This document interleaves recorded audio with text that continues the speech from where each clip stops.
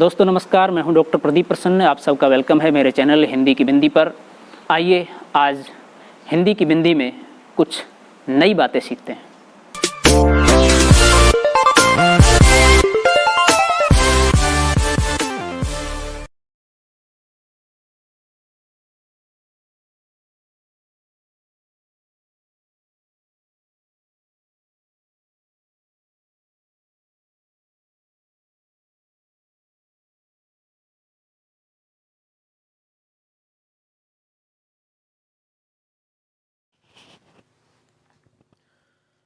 विद्यार्थियों, आज की वीडियो हम बना रहे हैं कक्षा 9 की हिंदी पुस्तक क्षितिज भाग 1 पाठ 17 है, बच्चे काम पर जा रहे हैं। कवि राजेश जोशी। इस पाठ्य पुस्तक के प्रश्नों के उत्तरों को लेकर के ये वीडियो बना रहे हैं। इससे पूर्व हम इस पाठ का वाचन कर चुके हैं, इस कविता को पढ़ चुके हैं। उसमें कवि का परिचय और कविता का भाव, अर्थ एवं व्याख्या कर चुके हैं।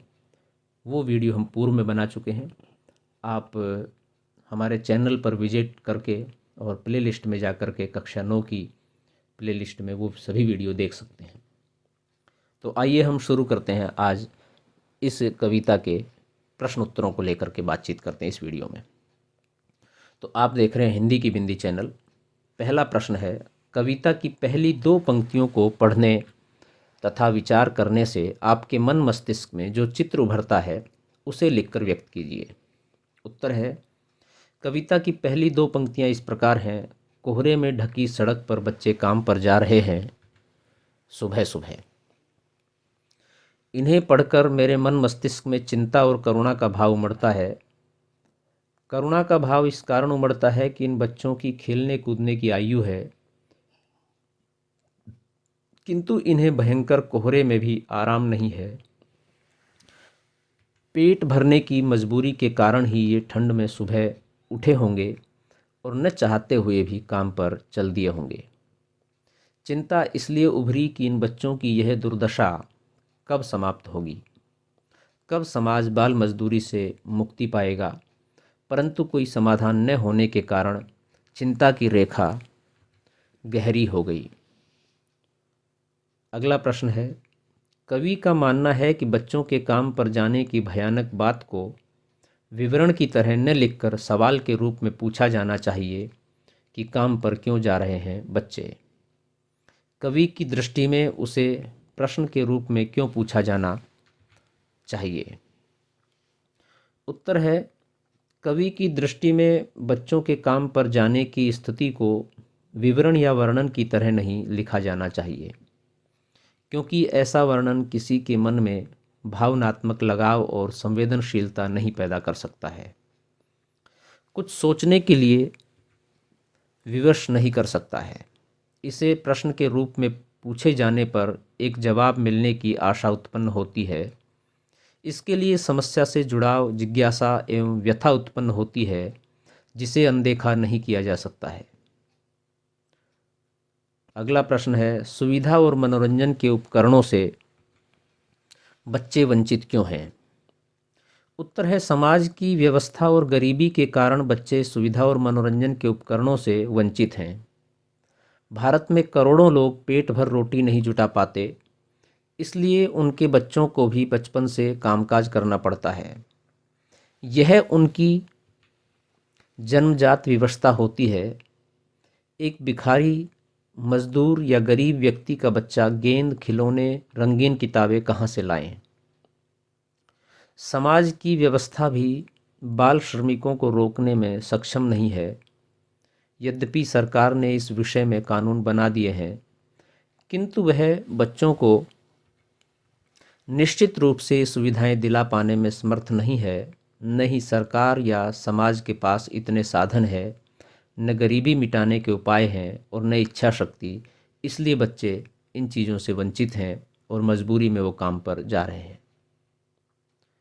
अगला प्रश्न है, दिन प्रतिदिन के जीवन में हर कोई बच्चों को काम पर जाते देख रहा है या देख रही है, फिर भी किसी को कुछ अटपटा नहीं लगता। इस उदासीनता के क्या कारण हो सकते हैं। विद्यार्थियों, ये इस पाठ के आधार पर भी आप लिख सकते हैं और आपके मन में भी ये भाव उठता है तो आप अपने शब्दों में भी लिख सकते हैं। हम आपके सामने एक उत्तर रख रहे हैं, आप उसको भी लिख सकते हैं, उसके आधार पर दूसरा भी उत्तर बना सकते हैं अपनी शब्दावली के अनुसार। उत्तर है, जीवन में बच्चों को काम पर जाते हुए देखकर भी लोग उदासीन बने रहते हैं। ये यथार्थ है, बिल्कुल सच्चाई है ये। इस उदासीनता के अनेक कारण हैं, जैसे लोग इतने संवेदनहीन हो गए हैं कि वे सोचते हैं कि छोड़ो, यह कौन सा हमारा बच्चा है। लोगों की स्वार्थ भावना इस उदासीनता को बढ़ाती है। वे अधिक लाभ कमाने और कम मजदूरी देने के लालच में बच्चों से काम करवाते हैं। बाल श्रम कानून का पालन कराने वाले अधिकारियों द्वारा अपने कर्तव्य का उचित निर्वाह न करना समाज की उदासीनता बढ़ाता है। प्रश्न नंबर 5 है, आपने अपने शहर में बच्चों को कब कब और कहाँ कहाँ काम करते हुए देखा है। अब देखिए, ये आप अपने हिसाब से उत्तर लिखिए कि आपने कुछ बच्चों को देखा होगा शहर में, निश्चित रूप से किसी होटल पर, किसी ढाबे पर, किसी दूसरी संस्थाओं में छोटे बच्चों को काम करते हुए। तो कहाँ और कैसे, किस रूप में देखा, लिखिए। लेकिन हम आपके सामने एक उत्तर रख रहे हैं, आप उसको भी लिख सकते हैं। उत्तर है, मैंने अपने शहर में बच्चों को अनेक स्थलों पर काम करते देखा है, जैसे कि चाय की दुकान पर, होटलों पर, विभिन्न दुकानों पर, घरों में, निजी कार्यालयों में। मैंने उन्हें सुबह से देर रात तक हर मौसम में काम करते देखा है। अगला प्रश्न है, बच्चों को काम पर जाना धरती के एक बड़े हादसे के समान क्यों है। उत्तर है, बच्चों का काम पर जाना एक बड़े हादसे के समान इसलिए है क्योंकि खेलने कूदने और पढ़ने लिखने की उम्र में काम करने से बाल श्रमिकों का भविष्य नष्ट हो जाता है। इससे एक और जहां शारीरिक विकास अवरुद्ध होता है, वहीं उनका मानसिक विकास भी यथोचित ढंग से नहीं हो पाता है। ऐसे बच्चे जीवन भर के लिए अकुशल श्रमिक बनकर रह जाते हैं। इससे उनके द्वारा समाज और देश के विकास में उनके द्वारा जो योगदान दिया जाना था वह नहीं मिलता है, जिससे प्रगति की दर मंद पड़ जाती है। रचना और अभिव्यक्ति वाले प्रश्नों की बात करें तो प्रश्न नंबर 7 है, काम पर जाते किसी बच्चे के स्थान पर अपने आप को रखकर देखिए। आपको जो महसूस होता है उसे लिखिए। उत्तर है, आप स्वयं ये अनुभव कर सकते हैं और उसे रूपांतरित करके देख सकते हैं कि यदि मैं काम पर जाऊं तो क्या होगा, किस तरह से क्या मजबूरी होगी। तो आज मुझे स्कूल जाना था, मैंने होमवर्क भी पूरा कर लिया था, परंतु क्या करूं, पिताजी बीमार हैं, माँ उनकी देखभाल में व्यस्त हैं। न पिता काम पर जा पा रहे हैं और न माँ। माँ ने मुझे अपनी जगह बर्तन सफाई के काम पर भेज दिया। मैं यह काम नहीं करना चाहती और उस मोटी आंटी के घर में तो बिल्कुल नहीं करना चाहती जिसने दरवाजे पर कुत्ता बांध रखा है। आप कोई अलग परिस्थिति, अलग कोई कहानी लिख सकते हैं जो आपको उचित लगे। मेरे घर में घुसते ही कुत्ता भौंकने लगता है।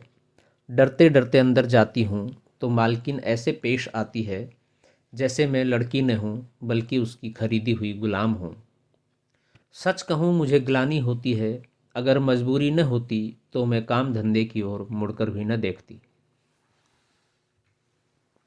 तो यहाँ 2-3 बातें साफ निकली। पहली बात तो मजबूरी है काम पर जाने की, दबाव है घर वालों का, एक चिंता भी है कि पापा बीमार हैं, मम्मी उनकी सेवा में लगी हुई है, तो मजबूरी में अपनी पढ़ाई छोड़ के काम पे जाना पड़ रहा है।